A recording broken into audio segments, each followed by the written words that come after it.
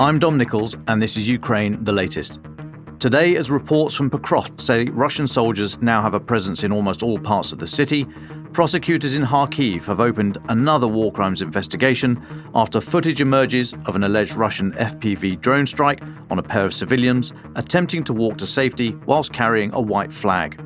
We look at today's meeting in Norway of the Joint Expeditionary Force and ask if it's wise the group describes itself as NATO's first responders. And later, we interview the commander of a Ukrainian drone unit who helped destroy Russian forces after the so-called breakthrough in Dobropillya.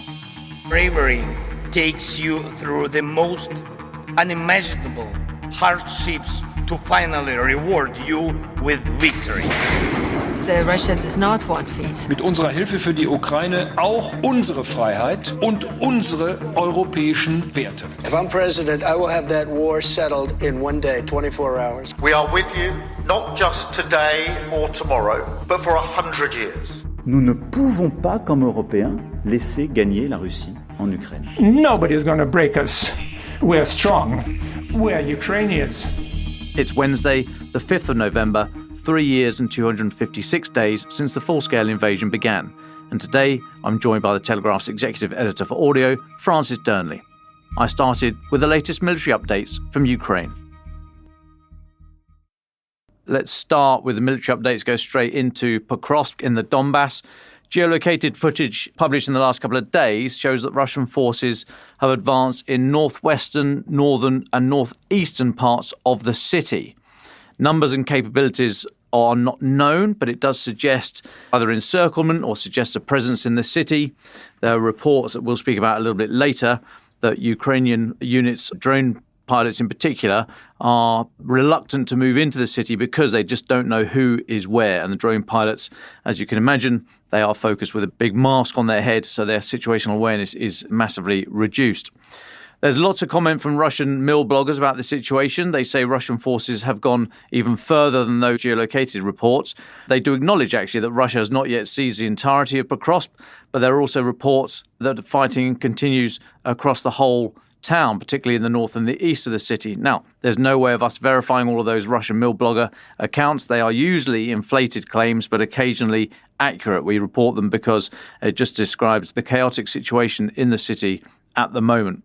Now, for some sense of scale, listen to President Zelensky's comments from Monday when he said there are now 300 Russian soldiers in Pokrovsk, and he said 30% of all the fighting in Ukraine right now is in that area. Again, we've no way of verifying, but statistics he's come out with have been considered reasonable in the past. If so, that shows the relative strength not only between Ukraine and Russia in the city, but also along the whole contact line. If this big push by Russia consists of just a few hundred soldiers, if that's all they're able to muster, that speaks of the pressures on manpower and the difficulty of movement.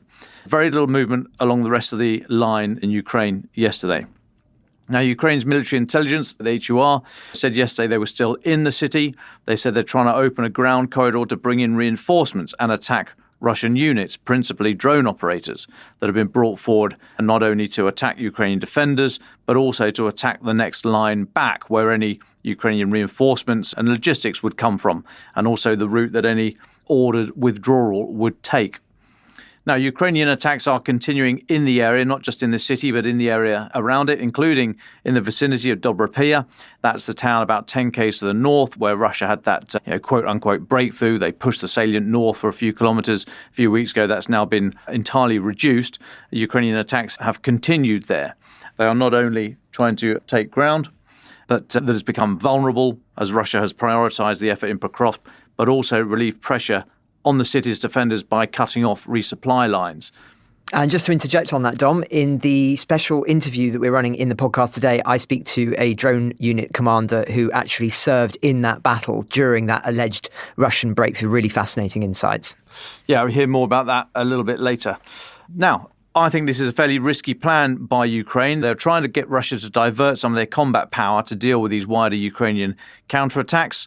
So if you're a commander in Ukraine, do you throw all of your combat power into the direct defense of Pokrovsk or try to present a number of tactical dilemmas for Russia, but perhaps diluting the power of your punch by spreading out the assault? Answers on a postcard. Now, In this effort, though, Ukraine seems to be having most success to the north of Pokrovsk, in the vicinity of Dobropillya, as I mentioned, and Kharkiv, about just a few kilometres south of there. But for an idea of what it's like in the city right now, we'll point you to an article by Ukrainian journalist Diana Buchko, published yesterday. We'll put a link in the episode notes. She's been in the city speaking to soldiers there. She says a platoon commander said that his drone operators are afraid to enter positions in the city because now it is entirely unclear where the enemy is and where their own forces are. One drone pilot told Diana, there's not only sabotage reconnaissance groups, you enter positions, drones are constantly flying overhead, there are KIAs, that's killed in action, i.e. dead bodies, KIAs lying around that are not being picked up. There's a lot of mining and artillery shelling on the logistics route. A lot of different problems in terms of entry. This demotivates you a bit. I'd blooming well say so. Now, President Zelensky visited a number of locations in the vicinity of Pokrovsk yesterday. He spoke to troops and commanders. He later said on X basically a masterclass of understatement, the operational situation near Pokrovsk and on its outskirts was the main topic of the discussion. Now, separately, there's some awful footage published today that you will probably hear about. You do not need to watch it if you don't want to, and I suggest you don't. Prosecutors in Kharkiv have opened a pre-trial war crimes investigation after a video has surfaced appearing to show Russian FPV drones killing 2 unarmed civilians and their dog near the village of Krylyevkivka. That's about 20 km south of Kupiansk on Monday, an area now under Russian control. So according to a statement by Kharkiv Regional Prosecutor's Office yesterday, and according to the footage that I have watched so you don't have to, the 2 people and the dog were walking along a road clearly carrying a white flag, the sign of a civilian, sign of a non-combatant. Both were killed instantly as a result of drone strikes, along with their dog. One after the other, drones hit the individuals and they were both killed. Now, this footage seems to have come from Russian Telegram channels and been released by Ukraine. The prosecutor's office said this cynical crime is yet another example of the Russian military's systematic disregard for international humanitarian law and the right of civilians to life. Woman we've spoken to a couple of times, Nobel Peace Prize winner Alexandra Matvichuk, friend of the pod, she said in response to this on Twitter, she said, it's worth repeating once again, the main target of the Russians in this war is civilians. War crimes are a deliberate policy of the Russians. This is how they fight in Chechnya, Georgia, Syria, Mali, Libya, Ukraine. Pain is their tool of subjugation, she says. She carries on, the Russians deliberately inflict pain on the civilian population to break people's resistance and occupy the country. It's time to believe your own eyes. Sadly, there are still people who, for some reason, think that if they are apolitical, nothing will happen to them. The Russians don't care. When they shelled residential buildings in Mariupol with tanks, they weren't particularly interested in the political views of the people who lived there. Yes, you can deny reality for a while, but in war, the price of such denial can be very high. Across the whole country yesterday, Russia launched 80 drones, the vast majority, 71, of which were brought down. Now, into Russia, and the Russian city of Oryol, that's about 250 kilometers north of Kharkiv, came under attack last night, according to local residents, Russian media, and the regional governor. Multiple explosions were reported by local residents. The target is not known, but this comes just a week after the Ukrainian Navy said it had hit the Oryol thermal power plant with domestically produced Neptune cruise missiles. Also, energy infrastructure near the Russian city of Vladimir, that's the oblast to the east of Moscow, was also hit. This comes from regional governor Alexander Avdeyev. He called for calm, saying, quote, specialists are working on site. Recovery efforts will begin at daylight. Please remain calm. All essential systems are operating normally. Now, perhaps connected to that, governor of Yaroslavl region, that's just to the north of Moscow, said that there was a drone attack on the energy infrastructure of the Yaroslavl region. Minor damage was caused to oil refineries in 2 districts. That attack forced the closure of the local airport there briefly. Russian MOD says 40 Ukrainian drones were shot down overnight across a whole number of oblasts, basically around Ukraine and the vicinity of Moscow, but clearly something else did get through. Next one for me, Germany plans to increase military support for Ukraine by €3 billion in 2026. This comes from Handelsblatt, the German business-oriented news site. They say artillery shells, armoured vehicles, drones and Patriot missiles are all going to be on the menu. Finance Minister Lars Klingbeil and Defence Minister Boris Pistorius are reportedly going to propose an additional €3 billion in support for Ukraine during the parliamentary process for next year's budget. which will be finalised next week by budget policy makers in the Bundestag, we are told. Now, at the moment, the German budget has €8.5 billion in military aid for Ukraine next year, so the additional 3 is quite a chunk. Handelsblatt says the finance ministry will submit a so-called adjustment proposal to the budget committee, which will include changes to the budget for Ukraine. This proposal is expected to be read or finalised next week. The plans will be finalised by the end of next week, we are told. And the last one for me, JEF defence ministers are meeting in Bodo today in Norway. So JEF, that's the Joint Expeditionary Force, comprised of 10 nations in a nice sweep. Sort of think about the map. You've got Iceland, Norway, Sweden, Finland, Estonia, Latvia, Lithuania, then Denmark, the Netherlands and the UK. UK is the lead nation. Now, UK's Defence Secretary John Healey, he made some opening comments going into the meeting this morning. I'm going to read them all out because there's a few points I want to talk about it, so bear with me just for a little while. He said, "It's a special pleasure to be here with other JEF ministers and to have Denis, that's Denis Shmyhal from Ukraine," he said, to have Denis from Ukraine join us. This is a really important day as we sign our enhanced partnership with Ukraine as the JEF nations. This will reinforce European security. It will reinforce our ability to act as JEF nations, because this is not just an agreement we sign, this is a declaration that we will act. This is about hard power. It is about, with Ukraine, training together. It is about learning from battlefield experience that Ukraine can offer us as JEF and NATO nations, just in the way Ukraine's already doing more widely within NATO. And it's about the innovation that together we must bring to the way that we train, the way we exercise, and the way we develop our partnerships. There's a little bit more. He said JEF was formed in 2014 in response to Russia's wave of aggression against Ukraine when it annexed Crimea and launched its offensive through proxies into eastern Ukraine. Blah, blah, blah, blah, blah. JEF. JEF's importance is greater now and growing. We are NATO's first responders, as we saw last Christmas when we launched Nordic Warden to deal with threats to our critical undersea infrastructure. That then became NATO's full-scale Baltic Sentry operation. Anyway, he goes on for a little bit. It's all good stuff. It's all very happy-clappy. I just want to draw your attention to a few things. Now, I have long asked defence ministers and military officials from the UK and other JEF nations if there is room for Ukraine in the Joint Expeditionary Force. It does not have a mutual defence clause, after all. So, what would be the difficulty in allowing them entry? And I've long been told, no, JEF is just a Northern European construct. We're looking at the Baltic, the High North, blah, blah, blah, blah, blah. So this statement this morning from John Healey in the meeting today, they're going to be signing, quote, an enhanced partnership with Ukraine. So what does that mean? And how does it reinforce European security, I would ask? John Healey said, "This is not just an agreement we sign. This is a declaration we will act. This is about hard power." Again, that's pretty punchy stuff, but what does it mean? Is it just doing exercises, innovating together, and doing things like defending undersea infrastructure, which one might argue they should have been doing anyway? And then on that last point, and I will finish with this because I've been banging on for a little while. On that last point, John Healey says, we are NATO's first responders. Right. Pause for a moment. Has anyone told NATO that? Does JEF have the enablers, the intelligence, surveillance, reconnaissance, the strategic lift, all those kind of things that we look to the US for, and that would be needed on day one of any first response? And secondly, is declaring JEF to be NATO's first responders, is that a mistake? Couldn't JEF be the framework around which any coalition of the willing could be built, denying Russia the opportunity to say any JEF deployment was NATO boots on the ground? Well, not anymore, because if they are making it clear, if they are declaring that JEF is intimately part of NATO, I think that needs to be clarifying. And if I may be so bold, backtracking, Minister. I'm all for useful ambiguity and keeping Russia guessing, but I think by so clearly linking JEF to NATO, that is showing a little bit too much ankle. Just my thoughts. Your comments, very, very welcome.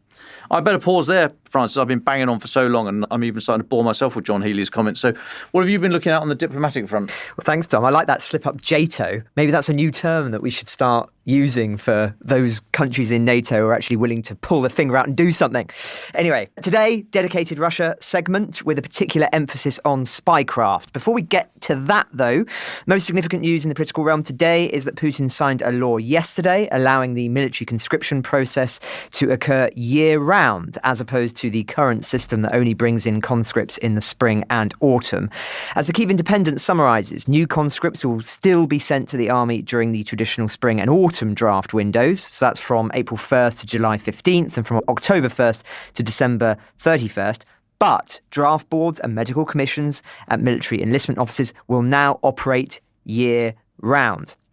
Ostensibly, the reform is meant to ease pressure on military commissariats, according to a chairman of the Parliament's Defence Committee, but many analysts, of course, question that as being the real motivator.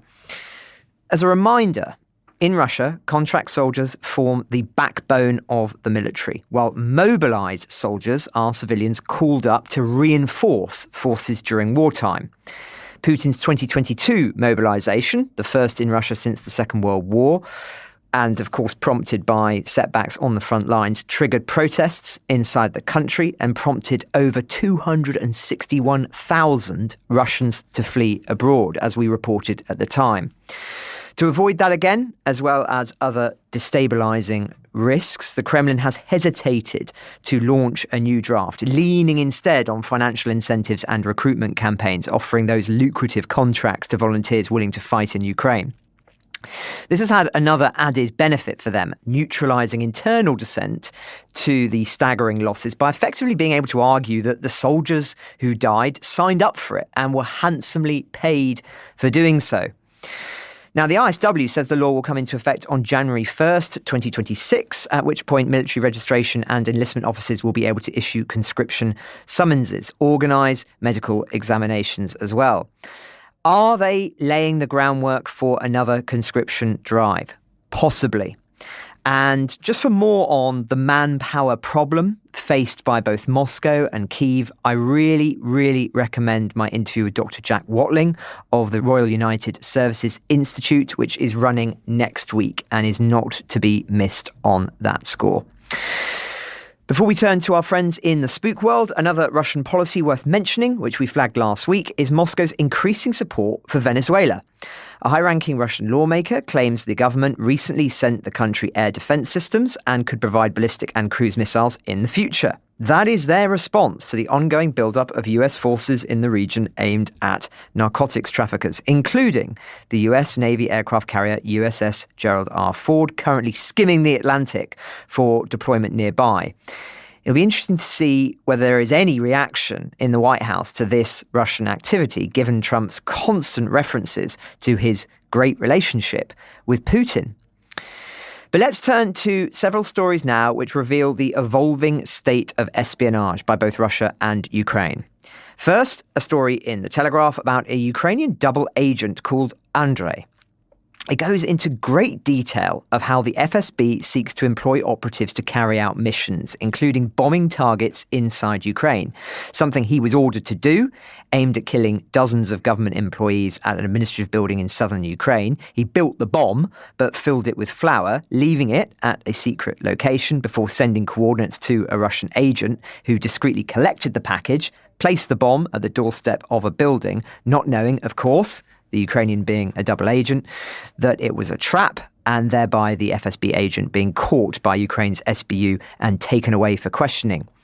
As the piece summarises, Andrei is one of many people employed by Russia's FSB after scrolling through job adverts offering sabotage work on social media. The security service is paying as much as $5,000 for arson attacks against targets, such as the SBU building.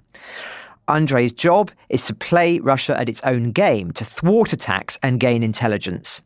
Sitting in his car, which is riddled with shrapnel holes, as Russian drones fly past, Andrei flicks through such job offers on his phone.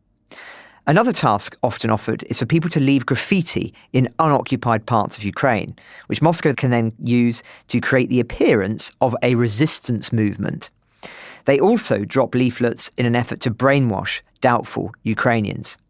So a very interesting piece, which we'll link to in the show notes. Another is one published this week by our friends at The Insider, which tells the remarkable, almost comic story of a Russian GRU agent whose alias unintentionally became so well known just before the full-scale invasion, it couldn't be retracted without suspicion, forcing the agent to erase his old identity completely, his real one, and adopt the alias full-time. As they write, The spy who once had a fake job cleaning Europe's industrial wastewater of pollutants is now condemned to live under a fake persona, spending the rest of his career polluting Europe's media space with fake news. There could hardly be a more befitting metaphor for Russia's hybrid war, an industry where fakes always replace the originals and truth is strictly optional. That speaks again to a pattern we've talked about many times in the past few years, namely how the GRU used to depend heavily on operatives working in Europe under false identities.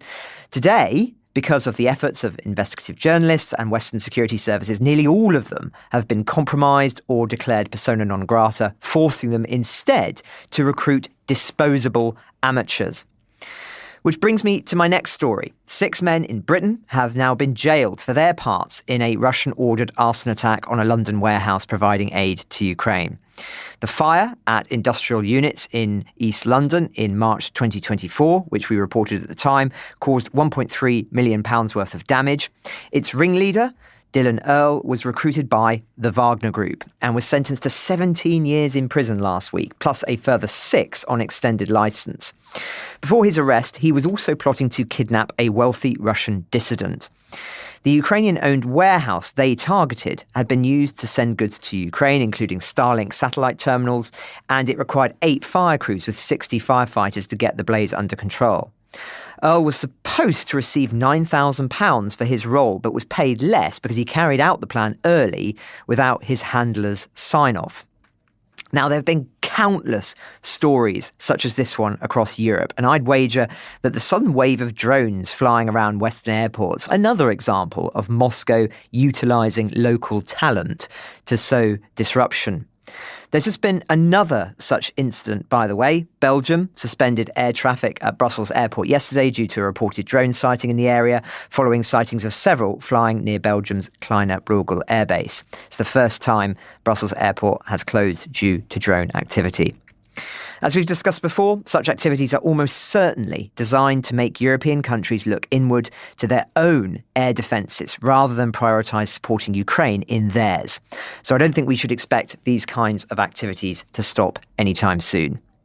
So, hot tip, if you're browsing your phone and someone offers you a few $1,000s to do something dodgy with a drone, probably not the wisest way to make a quick buck. There are other ways to pay for refurbishing your kitchen. But that's where we are, Dom, in the political realm today. Thanks, Francis. Right, final thoughts. Just as you were talking there about these prosecutions, it reminded me of the recent annual threat speech by the head of MI5, Ken McCullum. He was making this exact point. So after Skripal, 2018, the Russian intelligence services were largely decimated, kicked out of UK and other countries. They've increasingly gone and used proxies. And of course, the quality assurance isn't always there. But also the relationship isn't there. And he was making the point, Ken was making the point, that don't be surprised if your big payoff, even if you're not nabbed by the Rozzers, if your big payoff doesn't come through. I'll try and dig that out because I did write that a couple of weeks ago. I'll dig that out because literally it was that case he was referring to. But no, worth reading the head of MI5's comments on exactly this relationship between Russia and its new proxies as their intelligence footprint has been largely wiped out. Thanks, Tom. And I would just add to that, it's noteworthy, isn't it, how so many intelligence chiefs, current and former, have vocalised the fact that they see Russia as effectively at war with Europe in its operations and its hybrid warfare activities. And the fact that these people who usually operate in the shadows have felt it necessary to articulate that publicly speaks volumes, I would wager, as to how serious they take the danger and how unserious, perhaps, our political elites do. But for final thoughts today, in this week's newsletter, I'll be answering the following questions, all from US listeners. So we've got George from Baltimore. He asks whether Ukraine is making direct propaganda or communication efforts towards Russian soldiers to persuade them to surrender, desert, or turn on their officers, similar to World War II tactics. Great question, George. Steve from Minnesota, grateful for the podcast coverage, especially on children taken by Russian occupiers. I want to know more about the parents of those children. Were they also captured or do they remain behind? Lots to talk about there, so thank you for that, Steve. And Rob from Salt Lake City, he says, are there any opportunities to offer a small number of nuclear weapons as a security guarantee for Ukraine as a possible response to the failures of the Budapest Memorandum? He also asks for book recommendations on Napoleon for a military book club whose members have limited background knowledge. So do you hear that, Dom? The people want to hear about Napoleon. So thanks to all of you for writing in. I'll be answering those, as I say, in the newsletter, which goes out on Friday. If you want to sign up, it's completely free. Link in the show notes as ever. Yeah, thanks, folks. And thanks also for sending in your voice notes. I don't think we're going to be able to do it this week because it's me, Franco and Adelie bashing the keyboard and the tech is just a little bit beyond us. But we will play out your voice note questions and then answer them. So thank you for those that are coming in. And thanks for the questions that you always send. It's amazing how the inbox is always very full when I check it every afternoon. Baltimore, Minnesota, Salt Lake City. I've only ever been to one of those. Salt Lake City, home of the Mormon church. Yeah. Yeah, also home to the Wasatch Brewery. They're the two main, they're what it's known for, is well, it? So the Wasatch Brewery styled itself a little bit tongue-in-cheek about being also home of the Mormon church, with posters saying things like, why have only one? And then offering other beers saying, take one home for the wife, I seem to remember. But the brewery was lovely.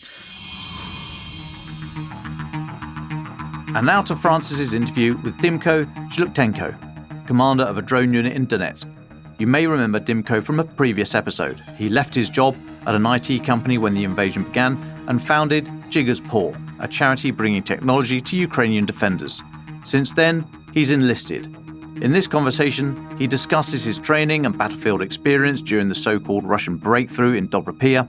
He describes spotting and striking Russian forces from the air, reflects on the moral and psychological toll of combat, and how soldiers grow desensitized to violence before considering the future of drone technology and warfare itself. This is their conversation. Now, Dimko, you came on the podcast before you enlisted into the current role that you have. Pick up the story from there. Why did you enlist, first of all? And what were the steps that got you to the stage where you are now? So basically, before the invasion, just to put the whole story in, before the invasion, I was doing my ordinary fancy IT job, enjoying my best life, traveling around the world. And once the invasion happened, I started sharing just a lot of updates on my daily life within a war, and started helping many of my friends with my own money. Many people found those efforts very authentic. I had to create a charity organization out of this because many people wanted to send some money for me to use it in the same way that I use my own money to buy the night vision, body armor, everything that was needed for my friends who were actively fighting, engaged at the battlefield.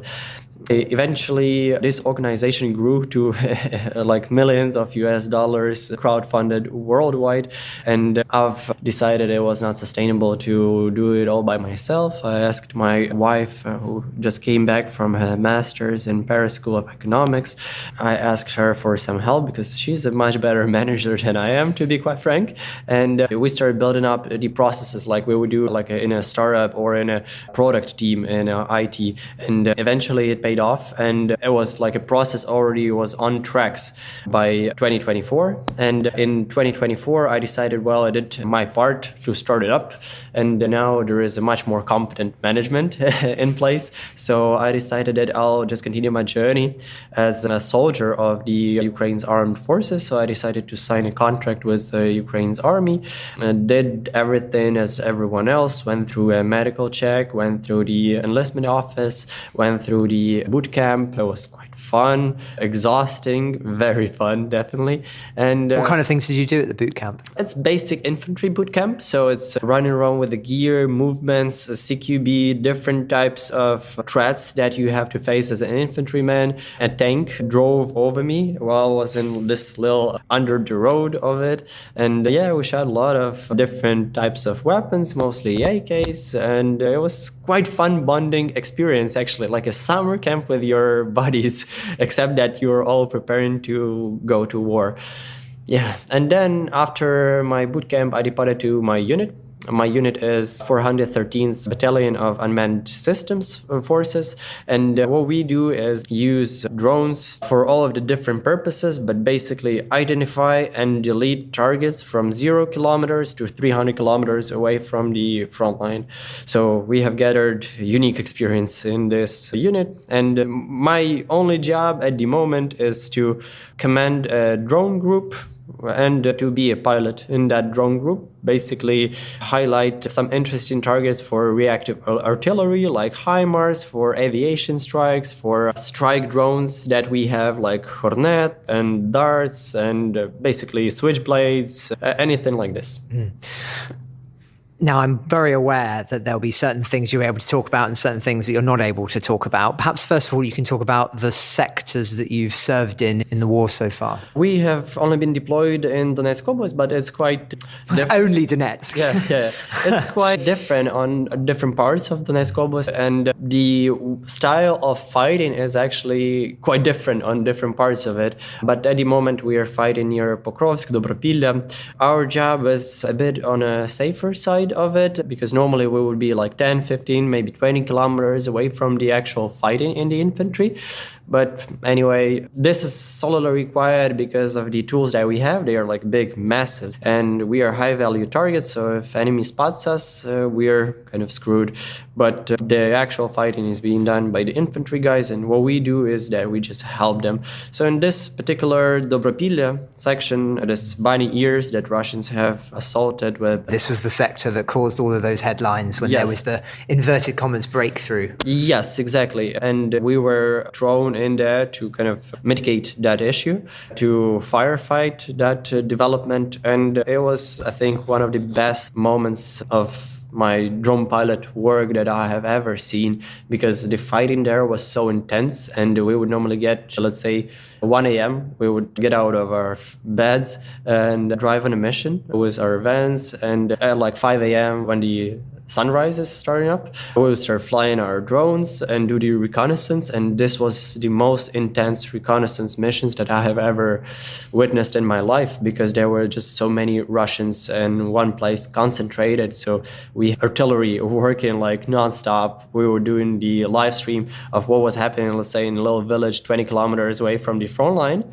where Russians were driving through that village like nonstop. Maybe like a couple of hours, we have seen hundreds of them in that little village. So artillery was working, destroying those houses, destroying those small groups nonstop, and it was quite intense. But everywhere else in Donetsk Oblast where we have been wasn't as intense, but it was just different type of work. It's more of a kind of a detective type of work that we have done, because you would, let's say, investigate from a drone, observe some little forest, and then find mud tracks and ammunition left over. So it's more of a Sherlock Holmes kind of a work, detective kind of work, that you have to look for those small clues to realize that this might be an artillery position.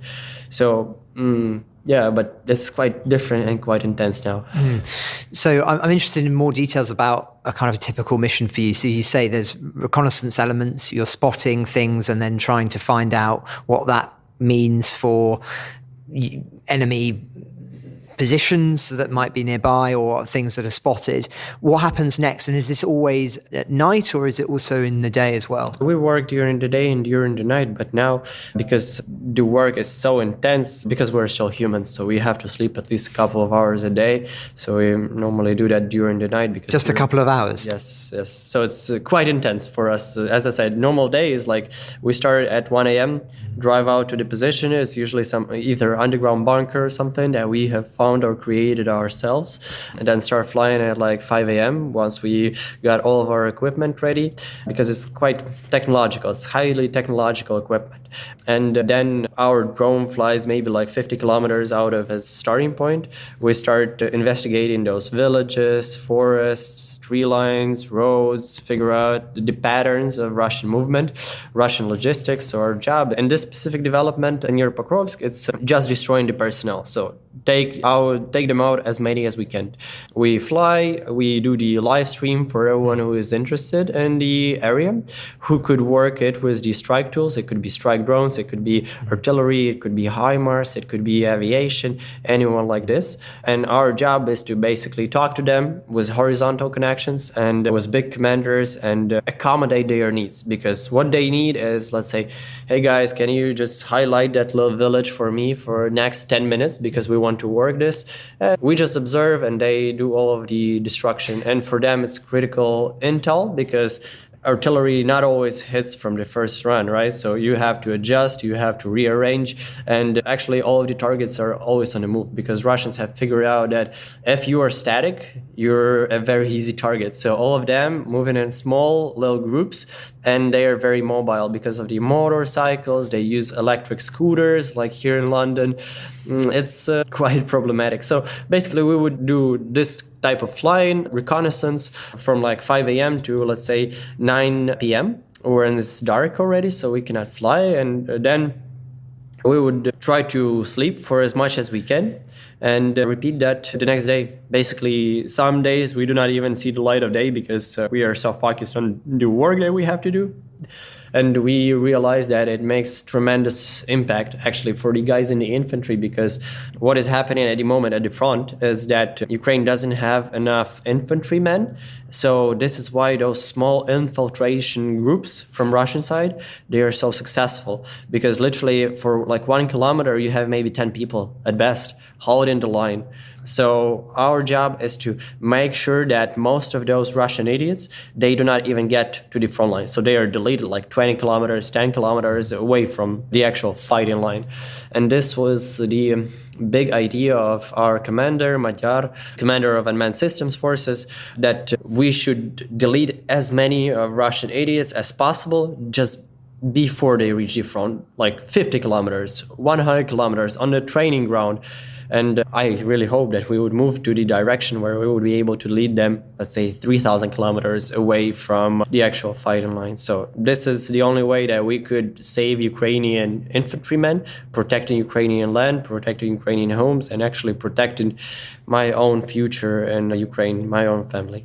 Have you ever been yourself in control of a drone that is hunted an individual Russian soldier? Yes, I have done that. But now my specialty is more towards something that is called ISR, basically the reconnaissance. We have a lot of guys who are doing this, but for me it's more stressful because I actually feel a lot of empathy, and from what I see on the battlefield, when we are doing the reconnaissance, let's say there is a group of Russians, maybe like 100 of them, right?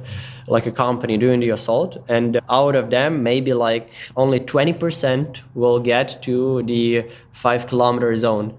Can you imagine that? Like 80 guys, their lives would be spared, destroyed, deleted, and they are not even getting to the actual battlefield where they could use their rifles and shit. So I find such a loss of life extremely meaningless. And at the same time, it raises a lot of moral concerns for myself because, I realize that it's their like free will. They use their freedom. They are not forced to do this. They willfully signed a contract for doing exactly this. And I just find this loss of life very tragic and horrifying. But if we have to defend ourselves, if we want to have a future as Ukrainians in this country, we just have to delete them. Otherwise, they would take our land, take our people, and destroy our future here. It's very interesting you describe it, the empathy that you feel for these soldiers who've made these decisions. And I think many people would understand that feeling, given that you're seeing them, as it were, on a camera before they are being targeted. This isn't from a long way away. What impact have you seen this kind of work have on other men in your unit who are hunting people regularly? I mean, this is a kind of warfare we've never seen before. What's the psychological consequences of that? Yeah, I would say quite a lot. I think you could compare that to like snipers in Afghanistan or Iraq or something like this. But in the end, what you're doing is like you're pushing the trigger. You're controlling a drone from a first-person view. And this is quite problematic. We have a lot of young guys doing this because they are good with controllers. They're like gamers naturally. But most of them, they treat this as a job. I have not seen anyone taking that like philosophically, from a point of view of a loss of life and how tragic is this. Most of them just treat this as a job that they have to do, and they are not really thinking about the long-term consequences. Was that from day one, as soon as they came in, or is that something that developed after? I think it developed because I think now we have a very big tolerance to violence, I guess. It's okay in Ukraine now to think of death and make some other people die. Because of the war, it has become so normalized. And this is how we literally speak with each other. It's no longer an enormous event, someone's death, you know? And people just got used to it. And the guys in my unit who are flying those FPVs, they are very tolerant, I guess, right now to this loss of life, destruction, and for them that's a good day if they could, I don't know, make a fancy video out of those Russian soldiers dying or something. And I can understand them because this is the job that they have to do if they want to protect our homes. So, but for the long-term consequences, I think no one is really on it yet. But that's a great question actually to think about it in terms of mental rehabilitation. And it shouldn't be like that. It shouldn't be that the death, the killing is normal. But in the times of war, it is what it is. A question about drone warfare more generally. It is, of course, one of the cutting edge areas in military development in the world, and you're seeing it, living it day by day. What is your sense of the next big steps that can be made in terms of this technology? Because I was at a conference recently in Germany, and some of the statistics are just extraordinary in terms of how much more efficient and effective drones are compared to, say, artillery and the costs and everything else. So where do you think we are? Are we still in the infancy of this technology from your perspective, you know, with AI coming down the road? Or does it feel like we've gone as far as we can with this for now and there's another big leap to be made in perhaps another sphere of military affairs? I definitely think that drones by itself, they're not going to replace the artillery. I think it's just going to complement all of the tools that we have in the arsenal. And I think we're in a very active development stage. I think there will be more solutions coming in. And everything will be developed here in Ukraine or for Ukraine's theater of war. So basically, you could think of Ukraine, if you're very pragmatic, think of Ukraine as open test field for war technologies. And there are two nations in this world at the moment who are the most advanced in drone fighting sphere industry. It's Ukraine and Russia. And there are a lot of shared ventures for building the drones, like a Ukrainian American Hornet, which we have used quite successfully in this battlefield for Pokrovsk. These are the ventures that we'll see more and more and more, and there would be solutions probably with more of AI, because there will be more training data, there will be more live testing, and there would be more improvement. And before, maybe like a year ago, we didn't have those really working last mile solutions for drones. But now we do. And this is fascinating. And the further we go, the more autonomous it will become, because there is always a problem of visual navigation. Let's say when I am flying ISR drones, we do not have any GPS. And we are operating in a very electronic warfare saturated environment. So we often have no signal with the UAV, and we still have to figure out where is that. So what I'm doing is, let's say I know that in the area there is a river, and I know if I am looking in this river, probably I'm somewhere nearby, you know? So this aspect will be automated, I guess, at some point. And visual navigation will be solved by artificial intelligence. There would be more last mile solutions. There would be more end-to-end solutions with robotic unmanned ground vehicles. There would be more solutions with the swarms. And we're just getting started. And I think everyone who is trying to look at Ukraine's battlefield, and if they want their armies, their countries to still remain strong, I think they should be learning from the battlefield in Ukraine. And more specifically, I suggest learning from the Ukrainian armed forces, just because no other army in the world has that experience of fighting a full-scale conventional fight with the drone technology employed at its full force.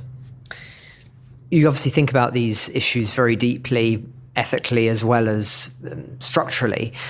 I wonder, and this may seem like a completely far-fetched question, but you spoke earlier on about the way in which the technological innovation leads to just people being killed so easily, and that even if you were to be comparing that with previous wars, this is different because it's just so targeted and specific in that regard. Do you think that with the technology being as it is, that we will reach a stage of development where it would be just literally suicide to put human beings on a battlefield? And as a consequence, that this is going to change completely how we approach the idea of war itself? Well, you could think of those drone technologies as, let's say, once tanks appeared on the battlefield, everyone thought, all right, so if you have tanks, you're invincible, we're going to kill everyone, no one's going to survive. The same way that when we invented rifles with bullets, and we thought, well, I just wanted to ride my horse with my machete or something, and there's another guy, he's cheating, he's changing the nature of the warfare with his bullets. I think it's quite similar.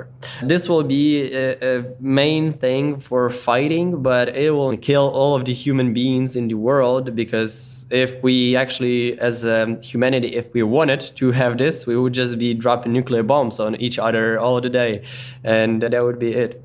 But generally, I think all of that autonomous aspect, it's not gonna kill all of the human beings and make war insufferable or something.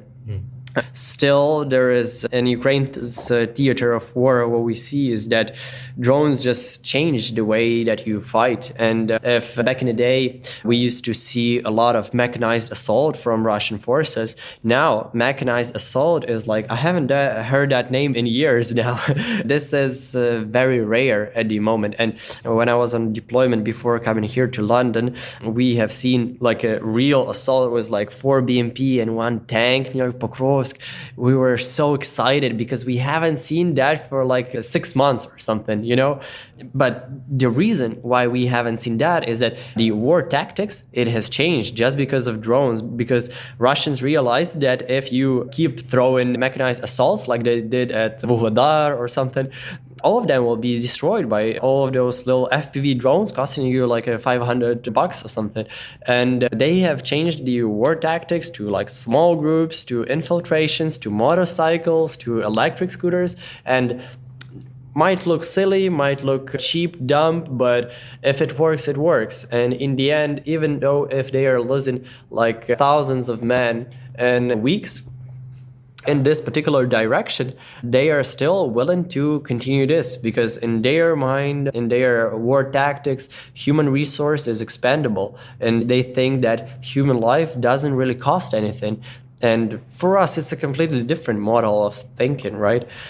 But we have what we have, and well, the world can learn from both sides of this war, and generally from Ukraine's theater. Well, thank you very much for your candor. Is there anything that we've not spoken about in relation to any of these subjects, or completely different, that you'd like to raise? I am just extremely thankful for having you over, and that we have this great time to chat. And thanks to each and every Ukraine supporter that are listening to Ukraine the latest. And it is my pleasure, my honor to be here. Well, the honor is ours. And Dimko, we look forward to having you on again soon. Yes, thank you. Thank you. Ukraine the Latest is an original podcast from The Telegraph, created by David Nicholls. To support our work and stay on top of all of our Ukraine news, analysis and dispatches from the ground, please subscribe to The Telegraph. You can get 1 month free, then 2 months for just £1 at www.telegraph.co.uk/Ukraine the Latest. Deploying cutting-edge technology, we also release Ukrainian and Russian versions of this podcast. These translations retain our voices and delivery so that it can reach listeners in every region of Ukraine and those parts of Eastern Europe where Russian is still widely spoken. Links to those can be found in the podcast description to this episode. You can also now sign up to the new Ukraine the Latest weekly newsletter. Each week, Francis and I answer your questions, provide recommended reading, and give exclusive analysis and behind-the-scenes insights, plus maps of the front lines and diagrams of weapons, to complement our daily reporting. It's free for everyone, including non-subscribers. You can find the link to sign up in the descriptions for this episode. We regularly have a Ukraine live blog on our website where you can follow updates as they come in throughout the day, including insights from regular contributors to this podcast. We also do the same for other breaking international stories. If you appreciate our work, please consider following Ukraine the Latest on your preferred podcast app and leave us a review, as it really helps others find the show. Please also share it with those who may not be aware we exist. You can listen to this conversation live at 1 p.m. London time each weekday on X Spaces. Follow The Telegraph so that you don't miss it. You can also get in touch directly to ask questions or give comments by emailing ukrainepod@telegraph.co.uk. We continue to read every message. You can also contact us directly on X. You'll find our handles in the description for this episode. As ever, we're especially interested to hear where you're listening from around the world. Executive producers are Francis Dearnley, Louisa Wells, and David Knowles. My name is David Knowles. Thank you all for listening. Goodbye.